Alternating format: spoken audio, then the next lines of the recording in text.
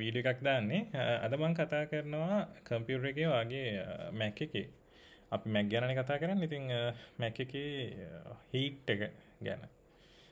සමහර අය ගොඩක් ඒක සැලකිලිමකට පත් භාජනයක නොකරන දෙයක් තමයි ඔයාගේ ලැප් එක කොච්චර heat එකක් ජෙනරේට් වෙනවද කියලා ඔයාගේ සාමාන්‍ය වැඩ කටයුතු කරද්දී. හිතන්නවා ඉන්ටෙල් Mac එකක් යූස් කරනවා නම් නැත්නම් හෙවි යූස් වීඩියෝ එඩිටින් වගේ කරනවා නම් ඔයා කොහොමද ඔයාගේ හීට් එක තියෙන්නේ කියලා ඔයාලට බලා ගන්න එක වැදගත් වෙනවා.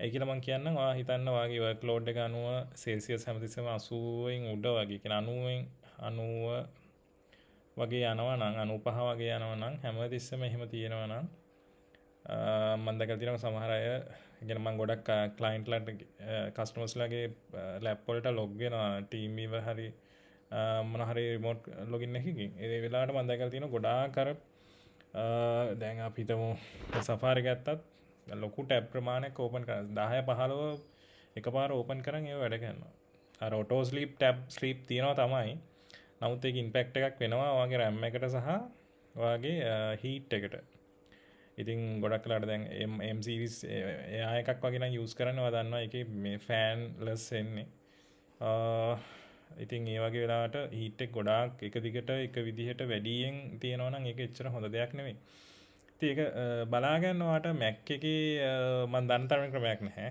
කමාන්ඩ් ලයින් එකේ තියෙනවද දන්නේ නැහැ මම ඒක try කරලා නැහැ ඉතින් ඊට වඩා ලේසි ඉන්ටර්ෆේස් එකක් තියෙන software එකක් මට හම්බුණා මම හිතුවා ඒක අද කතා කරනවා කියලා ඔයාට ඒක මම ඩවුන්ලෝඩ්ස් වලින් ගන්න hot කියලා තියෙන්නේ ඕපන් කරගත්තොත් එහෙම ඔයාට පේනවා ඇති මෙතන මෙතනට ගිහිලා තියෙනවා 42ක් දැනට මගේ සෙල්සියස් අංශක මෙතනින් ක්ලික් කරලා ඔයාට බලා ගන්න පුළුවන් තර්මල් ප්‍රෙෂර් එක එතකොට ඒක ටෙම්පරේචර් එක එයා chart එකකින් පෙන්නනවා වැදගත්ම දේ තමයි view all sensors ගියොත් නැත්තම් මෙතන temperature sensor කියන එකට ගියොත් එහෙම මේ 42 වගේ නෙමෙයි මේකේ දැන් ඊට වඩා වැඩි ඒවාක් තියෙනවා. හරි? මේ 51 වගේ යනේවත් තියෙනවා. එතකොට අපි හිතමු මේ බැටරි එකේ කොච්චර යනවද temperature එක. ඒ වගේ SoC එකේ කොච්චරද. එතකොට RAM වල ඉතින් දැන් මේකේ නම් M එකක් නිසා එක chip එකේ තමයි ඔක්කොම තියෙන්නේ. GPU එක ඔක්කොම ටික. ඉතින් නමුත් මේකේ ගොඩාක් ලොකු වැඩිවීමක් තියෙනවා නේද? හිතන්නකෝ මේ 47 48 යන 50 යන ඒවා ඔයාගේ 90 වගේ යනවා නම් එතනින් අපිට අදහසක් ගන්න වෙන්නේ එක තමයි ඔයාගේ software ඔයා කොච්චර use කරනවද කියන එක. අනිත් එක තමයි අපි හිතමු ideal එකේ මුකුත් වැඩක් නොකර ඉන්නේ කියලා.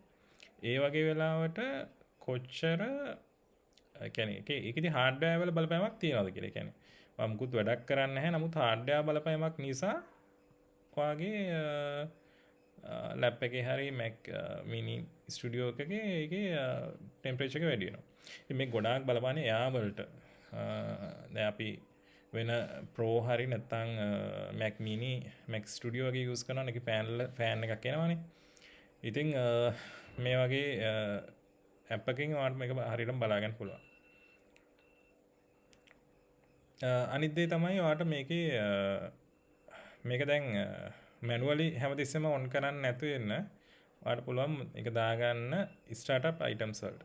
එතකොට මැනුවලි හැමතිස්සෙම අවශ්‍ය වෙන්නේ නැහැ ඕපන් කර කර බලන්න. ඉතින් සබ්ස්ක්‍රයිබර්ස් ලා බොහොම අඩු සංඛ්‍යාවක් දැනටමත් ඉන්නේ. ඉතින් මේක ගොඩක් දෙනෙක් බලනවා ගොඩක් කියන්නේ 50ට 60ක් 70ක් අඩුම තරම වීඩියෝ එකකට එනවා. නමුත් මම දැකපු විදිහට මම ඒකයි ගොඩක් කාලෙකින් වීඩියෝ එකක් දැම්මෙත් නැත්තේ. සබ්ස්ක්‍රයිබර්ස්ලා ගොඩක් අඩු ප්‍රමාණයක් ඉන්නේ. ඉතින් පුළුවන් නම් සබ්ස්ක්‍රයිබ් කරන්න. සබස්ක්‍රයිබ් කරලා බෙල් අයිකන් එකත් එකෙත් ඕල් කියන එක දෙන්න. හරි මම හරි ප්‍රශ්නයක් තියෙනවා නම් අහන්න මේක සර්ච් කරන්න මෙන්න මේ නමකින් hot කියලා එන්නේ XS lab කියලා තියෙන්නේ. hot Mac app කියලා Google එකේ සර්ච් කරාම මේක ෆ්‍රී ඩවුන්ලෝඩ් කරගන්න පුළුවන්. ඉතින් එහෙනම් බොහොම ස්තුතියි එකතු වෙලා ඉඳියට අනිවාර්යෙන් සබස්ක්‍රයිබ් කරන්න.